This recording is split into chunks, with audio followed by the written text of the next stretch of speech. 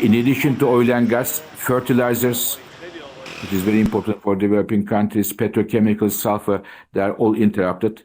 So our world is facing a major energy and economic challenge.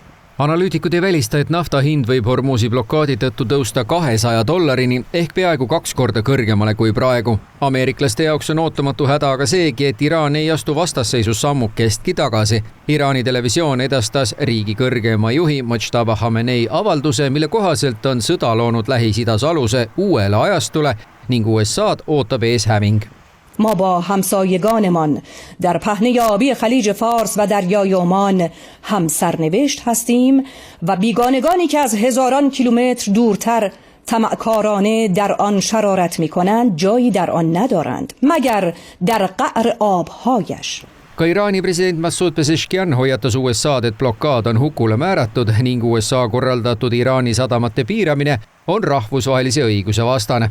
Nafta ja gaasitranspordi seiskumine Hormuzi väinas annab tunda ka USA's, kus minister Pete Hegseth pidi agressiivselt kaitsma Iraani ründamist. The president has got himself and America stuck in the quagmire of another war in the Middle East. He's desperately trying to extricate himself from his own mistakes. You should know better. Shame on you.